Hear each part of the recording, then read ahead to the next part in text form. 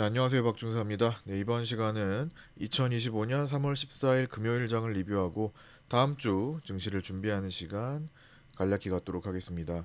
자, 먼저 금요일 장은 일단 기본적으로 제한적인 구간 속에서 잦은 변동성을 보이는 그런 날이었고요. 그러면서 전일 내마녀의 날을 겪으면서 베이시스가 약간 오버되었었는데 이제 그거를 좀 축소하는 과정이 진행되었습니다. 자세한 거는 개장 전 체크 사항부터 하나씩 살펴보면서 이야기를 나눠보도록 하겠습니다. 자, 먼저 금요일 개장 전 체크고요. 6월 선물 및 4월 옵션물이 본격적으로 시작되는 날이었죠. 목요일 야간 선물이 0.21% 올랐었고 나스닥은 마이너스 1.96% 하락한 상태에서 조금 상승이 나온 채 금요일 장이 시작되었습니다. 금요일 나스닥은 2.61% 우리 그밤 사이에 급반등했으나 4%가 밀렸었던 3월 10일 있죠. 그때의 음봉 구간을 모두 덮어내지는 못한 상태로 마감했습니다. 위에서부터 최근에 이제 하락 추세, 단기 하락 추세를 보였던 자리, 자 여기에 이제 반등 23.6%를 앞두고 이제 끝났던 거죠. 네, 다음 주에 382 정도를 이제 보고 있는데 이제 옵션 만기가 껴있죠. 3월 미국도 선물 옵션 동시 만기일이 껴있기 때문에 마지막 자리 싸움을 치열하게 보일 것으로 보고 있습니다. 이것도 이따가 다시 한번 마지막 쪽에 언급을 드릴 예정이고요. 금요일 우리 야간 선물은 0.94%까지 급등이 나왔습니다. 어, 그래서 이제 목요일 야간 선물 끝나고 나서 이제 시작했으니까 금요일 장 선물은 제한적인 구간에서 상대적으로 저평가 상태를 활용한 외국인의 매수가 일부 들어왔었고요. 현물에 비해서 견고한 편이었습니다. 마이너스 4까지 확대됐던 베이시스를 축소하는 작업이었고요. 전일 목요일 야간 선물입니다. 목요일 야간 선물의 강세 배경이 되었습니다. 잦은 변동을 반복하면서 베이시스를 축소한 하루로서 0.71% 갭상승 출발한 뒤에 자리를 지키면서 0.83% 상승한 몸통 작은 양봉으로 마감했습니다. 삼성전자 자사주 신청은 본주 120만 주와 우선주 17만 주 똑같이 신청되고 있고요. 금요일은 미국 정부의 셧다운 가능성이 있었던 날이죠. 예산안 부결 시에 15일 자정부터 미 정부의 셧다운이 예정되어 있었습니다. 다만 현 민주당 의원인 낸시 펠로시 전 하원 의장이 상원에 임시 예산안 통과를 호소했으며 찰스 슈머 민주당 원내대표가 6개월 임시 예산안 통과에 찬성하며 셧다운 이슈는 소멸됐고 민주당 내에서는 내분이 심화되는 모습을 보이고 있는 상황이죠. 민주당 진보계 어, 의원들을 이끄는 알렉산드리아 오카시오 코르테스 하원 의원은 찰스 슈머 대표의 결정을 엄청난 오판이라고 비판했습니다. 미국 소비자 심리 지수와 기대 인플레이션 발표도 있었는데요. 금요일 3월 미시간대 소비자 심리 지수는 57.9로 예상치 63.2와 전월치 64.7에 비해서 크게 떨어졌습니다. 이건 22년 11월 이후 최저치였고요. 그러면서 1년 기대 인플레이션은 4.9%로 전월보다 0.6% 오르며 22년 11월 이후 가장 높은 수치를 기록했습니다. 이는 트럼프 정부의 관세 부과 등 무역 정책이 결국 인플레이션을 심화시키면서 소비 심리의 위축을 자극하기 때문에 적극적인 연준의 대응의 필요성이 주목되었던 겁니다. 그러나 금요일 증시는 단기 과락에 의한 반발 매수 심리가 셧다운 소멸 이슈로서 강조되면서 강한 반등이 나타났습니다. 우리 장에서는 서울 보증보험이 신규 상장했고요. 공모가 26,000원에서 23.8% 상승한 32,000원으로 마감했습니다. 자, 이제 금요일장 본장으로 넘어가서 생각해 보면요. 금요일장 주요 에너지원, 우리 증시를 이동시키는 주요 에너지원은 첫 번째, 외국인 선물 매수와 월물 콜풋 옵션 거래 상황을 봐야겠죠, 당연히. 외국인들은 6월 선물은 일단 기존 3월물에서 매도 포지션을 대거 롤오버를 해 왔을 거고, 이제 그 상태에서 6월 첫 거래를 어떤 식으로 보내는지 체크를 해봐야 되는데, 6월 첫날은 6월물 본격 첫날은 뭐 그냥 베이시스를 축소하는 과정이 다였다 정도로 크게 뭐 특별한 행동은 하지 않았습니다. 대체적으로 하루 종일 이 구간에서 그냥 크게 움직임이 없었죠. 4월물 본격 시작의 첫날이기도 하죠. 4월물 옵션은 양매도 보였습니다. 양매도로 뭐 전반적으로 뭐 크게 확대되는 그런 형태를 취하지는 않았고요. 위클리 옵션 월요일 만기 거 이제 개인 금액을 좀 봐야 했는데 어, 뭐 하루 종일 풋옵션 우위의 형태를 좀 취하긴 했습니다. 뭐 크게 벗어나지는 않았는데 5억에서 10억 정도 사이에 풋옵션 중심으로 좀 들어왔는데, 기존에 또 콜 매수가 또 많았기 때문에 양매수 구조를 크게 벗어나지는 않았습니다. 따라서 개인들이 양매수 구조를 크게 벗어나지 않았기 때문에 시장은 같은 구간을 맴도는 횡보 상태로 마감을 했었죠. 그 다음에 이제 1번과 2번의 에너지 합성이 대체로 균형을 맞았기 때문에 세 번째로 적었던 이 프로그램 비차익은 아무래도 후순위였지만 다른 1, 2번이 약해지면 영향이 좀 커진다라고 봤습니다. 그러나 딱히 금요일 하루 종일 다른 수급 에너지의 균형이 깨지지 않았기 때문에 오전장에 실시간 판단한 대로 프로그램 비차익의 금요일 당일 영향은 거의 미약했다고 보고 프로그램에 대해서는 크게 살피지 않았던 날입니다. 이거는 라이브 방송 때 같이 함께 보신 분들, 그리고 함께 하시는 이제 텔레그램 방에 계신 분들 께서도 체크를 했었죠. 일단은 중간에 안내를 한번 드리면요. 구독자분들께서 모여 계시는 텔레그램 방과 그 다음에 구독자분들께서만 모여 계시는 네이버 카페 따로 운영하고 있습니다. 공개가 되지 않았기 때문에 유튜브 댓글에 있는 안내를 보시고 따로 신청해 주셔야만 초대받고 접속하실 수 있습니다. 그래서 들어오셔서 함께 공부해 나가셨으면 좋겠고요. 기본적으로 저는 실시간 라이브 방송을 항상 진행하고 있기 때문에 거기에서 보완하는 측면으로 좀 활용해 주셨으면 좋겠습니다. 차트 체크 사항입니다. 금요일은 만기일 영향으로 크게 벌어졌던 베이시스가 이제 축소되는 과정이었습니다. 그래서 제한적인 구간 내에서 잦은 진폭을 좀 보여줬고요. 금요일 고가는 340.95였고, 제가 파생반 정규 교육반의 1차 저항으로 제시해드린 자리는 금요일에는 341.5였습니다. 장전의 중요 자리를 좀 말씀드리는데 그거보다는 좀 덜 미쳤고요. 뭐 밑으로도 뭐 거의 가지 않았기 때문에 340 정도 라운드 피겨 지키는 그런 모습이었습니다. 340짜리가 6월물로서도 또 의미가 있는 자리입니다. 11월 11일 교차 자리, 그다음에 여기 막혔던 자리, 여기 막혔던 자리, 2월 28일 관통 자리, 그다음에 여기 스위칭 자리, 오늘 금요일에 지켰던 자리, 그렇죠? 다 겹치는 그런 구간이죠.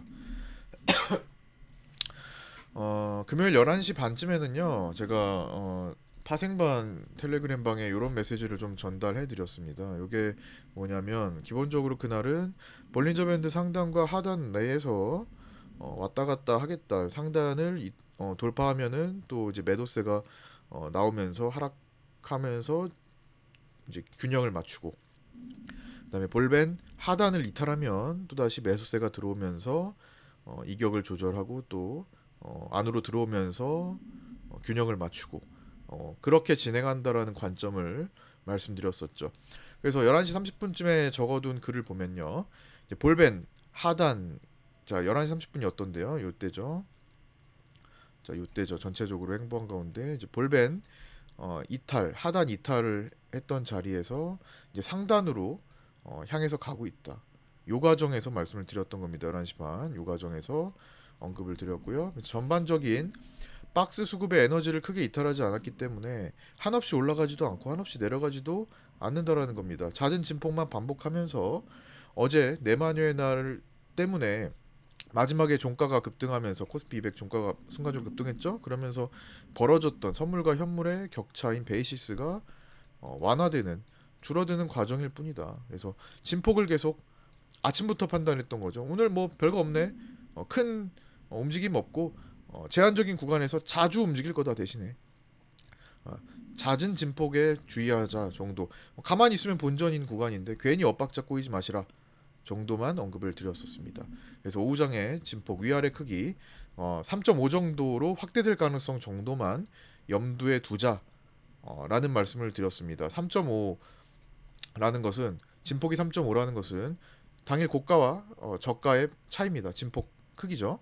근데 이제 요 정도에서 조금 저거만 좀 더 확대될 것 같다. 그래서 확대가 됐는데 3.5까지는 안 가고 3.25 정도의 상태에서 그쳤습니다. 그래서 조금 제 생각보다 좀 덜 갔어요. 그래서 이제 거기서 이제 빗각 라인 그어두고 이제 상황을 살펴봤죠. 네, 근데 그때가 이제 볼벤 상단 돌파하던 때였더라고요. 그래서 타면서 좀 더 갈 수도 있었는데 아무래도 제한적인 움직임이 더 강했던 것 같습니다. 그리고 약간의 프로그램 비차익 매도 영향도 좀 받았던 것 같고요. 덜 올라간 게. 어쨌든 시장의 흐름, 분위기, 에너지 이런 것들을 파악하는 것이 가장 중요합니다. 그래서 한없이 상승을 기다리느냐, 한없이 하락을 기다리느냐, 뭐 그런 장세는 아니었다라는 것을 일단 캐치해내는 것이 가장 중요했죠. 그 안에서 이제 풀어가는 문제였으니까. 그리고 일봉을 보면요, 이제 셧다운 이슈가 사라진 나스닥의 급반등 영향으로 야간 선물이 일단 0.94%까지 상승하면서 이제 갭 상승을 보일 예정이죠. 월요일에. 이제 밤 사이에 뭐 특별한 상황이 없으면은 주말 무난하게 지나면서 이제 갭 상승이 될 건데 뭐 금요일에 실패했던 2월 28일 몸통의 전체를 즉 시가죠. 여기를 이제 안착 종가로 안착하는지 여부에 좀 주목해 볼 예정입니다. 뭐 저거 위에서 출발하거나 뭐 저 정도 비슷하게 출발할 것 같은데요. 요쯤 출발할 것 같은데 음, 끝까지 이제 종가상으로 이 몸통 전체를 극복해내는지 여부를 좀 주목해 보려고 합니다. 그래서 2월 28일에 이 음봉 전체의 몸통에서 벗어나면 단기적으로 에너지 방향이 조금 바뀔 수가 있겠죠. 그래서 단기적인 힘의 방향을 바꿀 수 있는지에 대해서 좀 점검해 보려고 합니다. 만약에 월요일에도 이제 그 자리를 딛고 올라서지 못한다면 결국엔 음봉 마감하겠다라는 건데요. 자, 그렇게 되면은 자꾸만 여기 저항이 걸리게 됩니다. 그렇게 되면은 출렁임을 보일 가능성이 더 높아지겠죠, 밑으로. 그래서 월요일의 역할이 일단 먼저 중요할 것 같고요. 물론 다음 주는 후반부에 목요일에 금리 결정, 일본, 미국의 금리 결정 결과가 가장 중요합니다. 변동성 측면에서는. 어쨌든 지금은 길게 보면은 이제 삼각 수렴 구간이죠. 이 수렴 구간에서 결국에는 항상 수렴이 끝나면 발산으로 가고 발산이 끝나면 수렴으로 가죠. 그래서 이렇게 수렴했다가 발산으로 가고 또 그게 또 수렴하고 이런 식으로 계속 반복을 하죠. 그래서 수렴 구간이 끝나는 구간 부근에서 있는 이 주요 일정들의 결과 그리고 시장의 반응 이런 것들을 주목해서 판단해 봐야겠습니다. 또 이번 주 금요일에는 미국 만기일도 있죠. 총평민 마무리하겠습니다. 3월 만기 이래 베이시스가 순간 4포인트 이상으로 벌어지자 이를 정돈할 필요가 있었습니다. 그래서 언급드렸고요. 그게 상대적으로 크게 고평가된 현물, 상대적으로 크게 고평가된 현물을 이제 외국인들이 매도했고, 그 다음에 크게 저평가된 선물을 이제 외국인들이 매수를 했었죠. 이제 그 사이에서 이제 균형을 찾으려면 고평가된 현물을 많이 매도해야 되고 저평가된 선물을 많이 매수해야 되는 거죠. 상대적으로 매도의 메리트가 적기에 즉 선물에 대한 매도 메리트가 적기에 목요일 야간 선물이 나스닥에 비해 상대적으로 초강세를 보였던 겁니다. 목요일 일장, 금요일 이제 근래에 끝난 야간 선물 말고요. 그날 하루 전날 야간 선물을 보신 분들은 좀 궁금해하셨을 겁니다. 의아해하셨을 거예요. 나스닥이 2%나 이렇게 떨어지는데 우리 야간 선물은 초강세였습니다. 떨어지지도 않아요. 왜 그랬을까? 그냥 베이시스입니다. 이거. 예. 상대적으로 선물이 초저평가였던 날이기 때문에 더 내려갈래야 내려갈 수가 없었던 거죠. 뭐 나스닥이 마사까지 가지 않는 이상, 웬만하면 마산마사까지 가지 않는 이상 웬만하면 상승한 상태를 유지하려고 했다라는 겁니다. 그래서 그걸 맞춰주기 위해 금요일에는 하루를 왔다 갔다 하는 진폭으로 잦은 변동성을 보이면서 베이시스를 축소한 거고, 그 결과 종가 기준 마이너스 0.6으로 전날 4포인트 마이너스 4에서 많이 축소된 상태로 끝났습니다. 이에 외국인은 종합 양매도로 대응하면서 옵션 양매도요. 이번에도 역시 4월물 초반은 외국인들이 양매도 포지션을 구축하면서 시작한 결과가 되었습니다. 24년 11월부터 꾸준히 반복되는 패턴이고요. 외국인들은 초반에 양매도를 구축하고 막판의 변동성 한쪽을 풀어가지고 그 다음에 계속 양매도를 유지하는 때도 있었고, 양매도 계속 보입니다. 이번에도 4월물도 양매도 먼저 시작을 하는 그런 모습이고요. 한 5개월째 반복되는 패턴이라고 보시면 될 것 같습니다.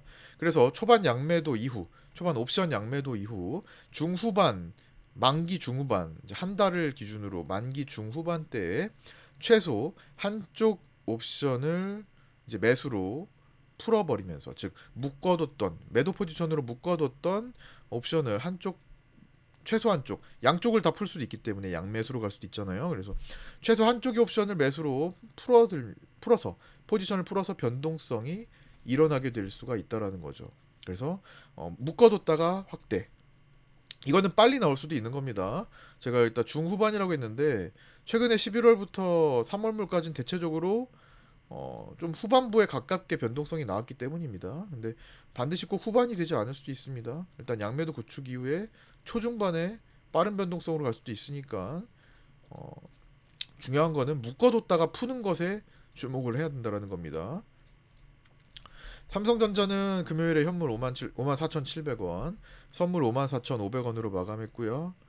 외국인은 193만 주 매도했습니다. 자사주 매입은 본주 120만 주, 우선주 17만 주 신청했는데 2시 50분경에 매입을 완료했고요. 삼성전자 주요 매물대 체크자리 59,000원, 57,000원 최신, 55,700원, 54,000원에서 4,400원, 53,000원, 51,800원, 5만원. 요거는요, 5만원대 진입한 다음에 5만원대 구간에서의 매물대입니다. 지금 5만원대 된 지가 한참 됐잖아요. 그 안에서의 매물대가 이렇게 진행이 돼 있고 계속 바뀌지가 않습니다. 가장 많은 곳이 54,000에서 4,400. 그 중에서도 54,400원 호가, 이 호가 하나에 대한 거래량이 가장 많습니다. 그래서 요거 또 지지 체크를 해야 되는데, 마침 금요일에 저가가 54,400원이었죠. 그래서 54,400원에 대한 지지도 금요일에 확인을 했던 겁니다. 장중에는 이제 엑스레이 찍어보면서 같이 좀 살펴보고 있었죠. 라이브 방송에서.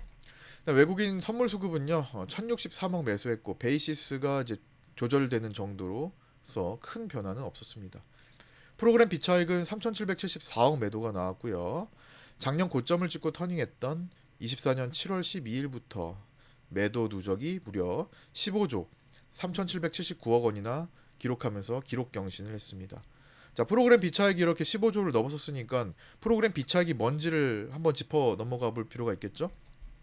프로그램 비차익 거래는 최소 15개 이상의 종목을, 뭐 100개 이상이 될 수도 있습니다. 그래서 최소 15개 이상의 종목을 바스켓으로 묶어가지고 특정 지수에 도달하면 짜여진 대로 시스템대로 사고 파는 자동 매매가 이루어집니다. 일반적으로 시장의 전망에 기초해서 움직인다고 보시면 됩니다. 즉 프로그램의 중장기 포지션이라고 볼 수 있다고 생각하시면 됩니다. 자, 외국인의 포지션, 그 다음에 기관의 포지션, 금융투자의 포지션, 투신의 포지션, 뭐 있죠. 개인의 포지션. 프로그램도 하나의 투자 주체로서 비차익 포지션이라고 볼 수도 있는 겁니다. 쌓이면 쌓일수록 그 압박은 커질 수가 있겠죠.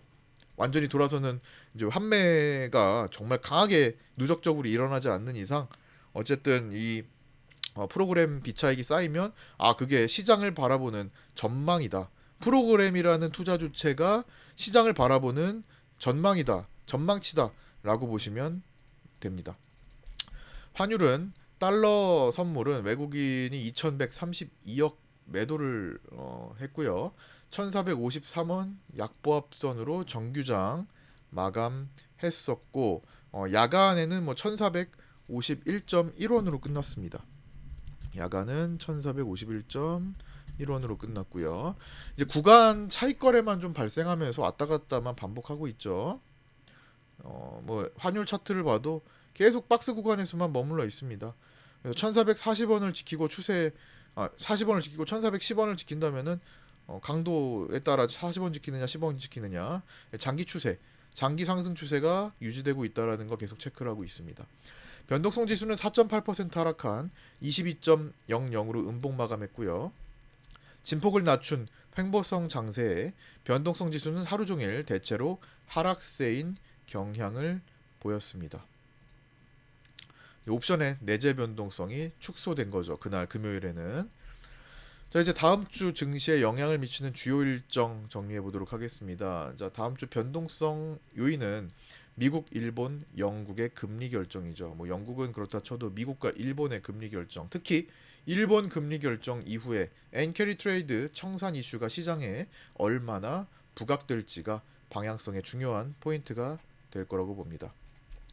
3월 17일 월요일은 위클리 옵션 만기일이고 엔비디아 개발자 컨퍼런스 즉 GTC 2025가 개최됩니다. 21일까지 열리고요.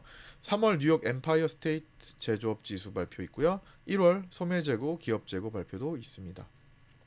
3월 18일 화요일은 미국 2월 수출입 가격 지수, 산업생산, 주택 착공이 발표되고요.